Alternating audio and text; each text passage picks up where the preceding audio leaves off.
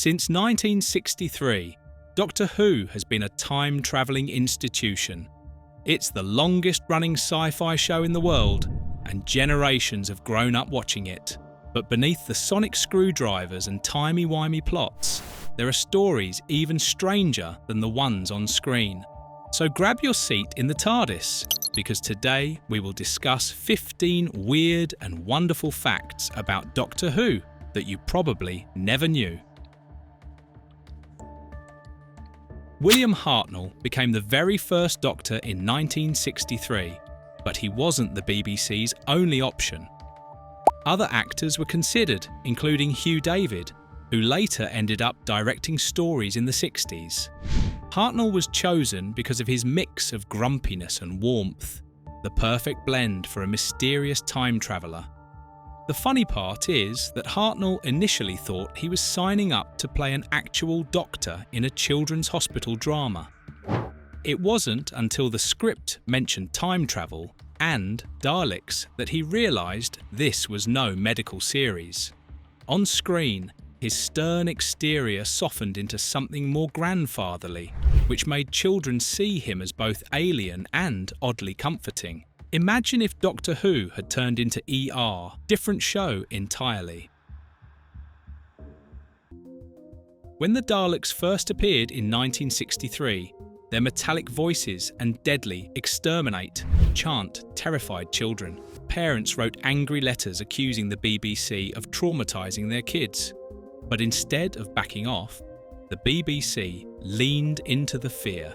They doubled down on Dalek appearances, made Dalek toys, and before long, Britain had full-blown Dalek mania.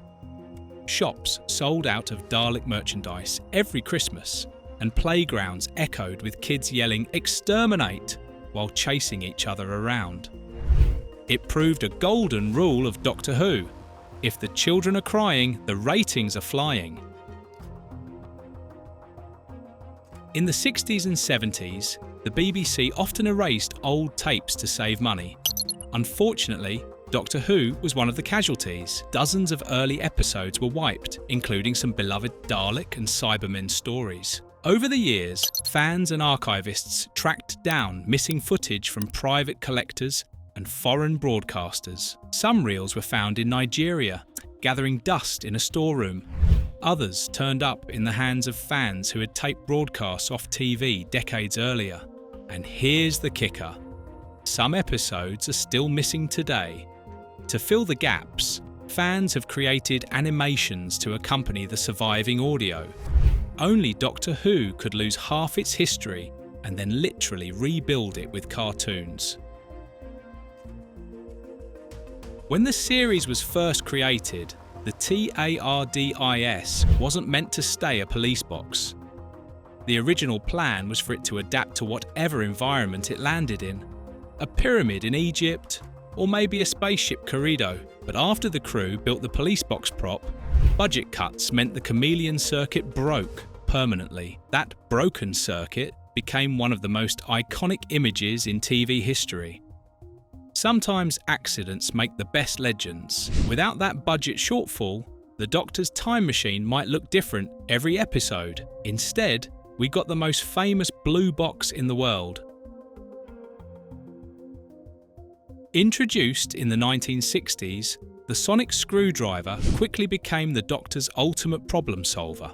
It could open doors, dismantle weapons, and scan alien life. By the 1980s, writers realised it was becoming a cheat code. Any problem? Point the screwdriver. Story solved. So in 1982, producer John Nathan Turner ordered it destroyed. For over a decade, the Doctor went without it. Fans weren't happy. The poor Time Lord had to rely on actual wits. Of course, the Sonic made a triumphant comeback in the 2000s, proving once and for all that gadgets are forever. Doctor Who has had its share of disasters on set, but one of the strangest happened in the 1970s. A faulty water system caused a toilet to literally explode at BBC Television Centre, flooding parts of the studio.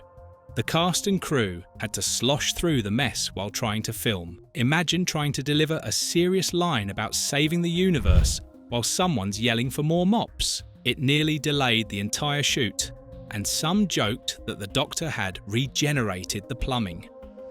It's one of the few times in history when the TARDIS wasn't in danger from Daleks or Cybermen, but from a rogue toilet. And honestly, for the BBC, that was probably the scariest monster of all.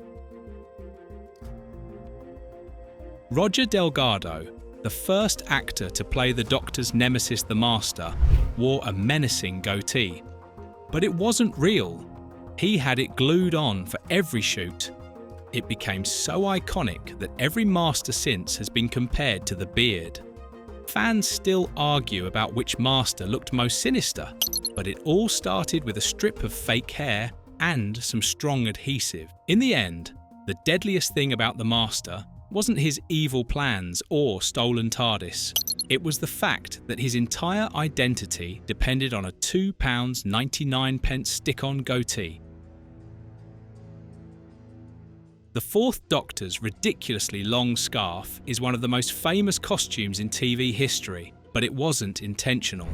A costume designer handed a knitter far too much wool, and instead of cutting it down, she used all of it. Tom Baker loved the absurd length.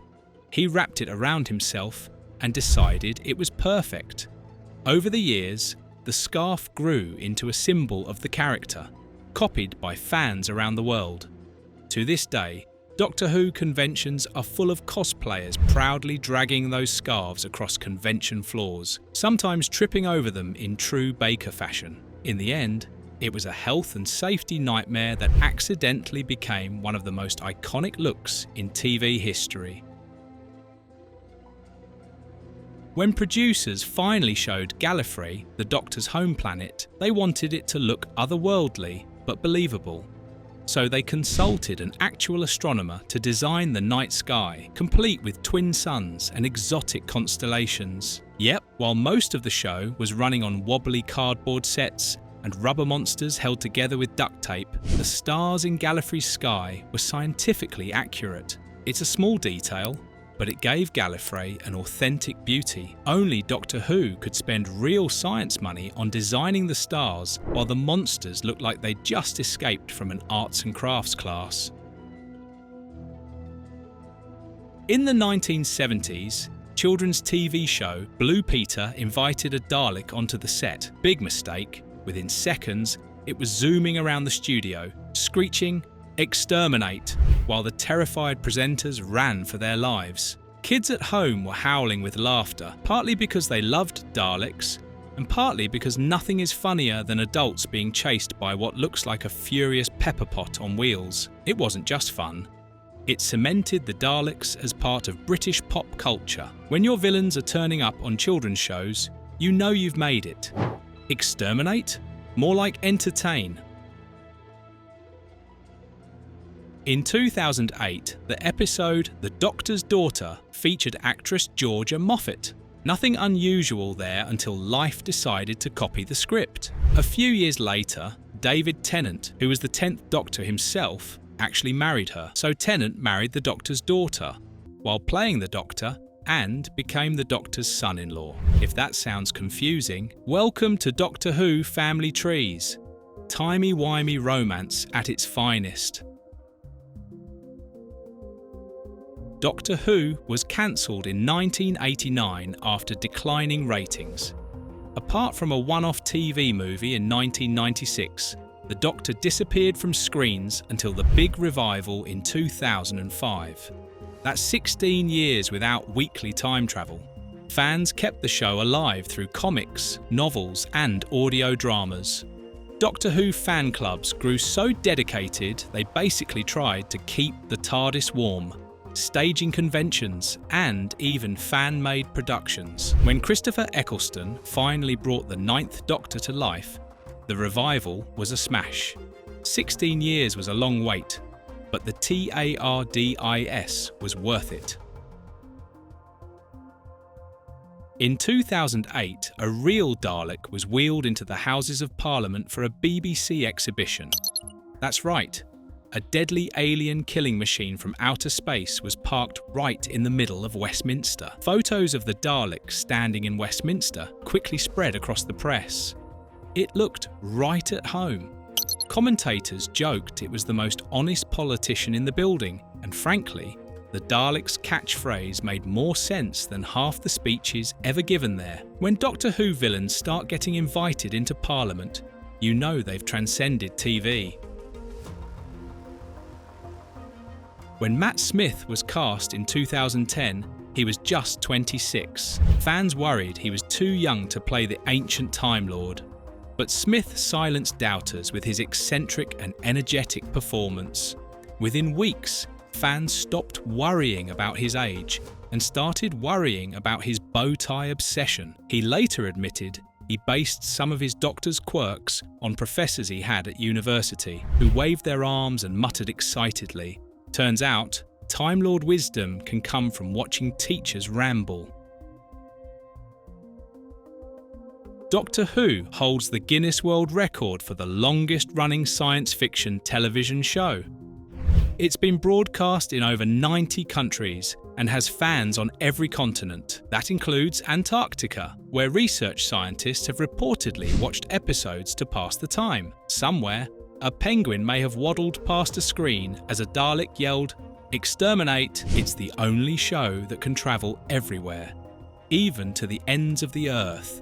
Doctor Who has battled budget cuts, missing tapes, and even exploding toilets for 6 decades, and it's still going strong.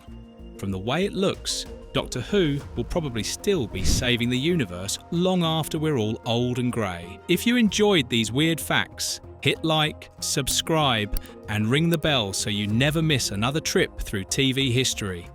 Until next time, don't blink.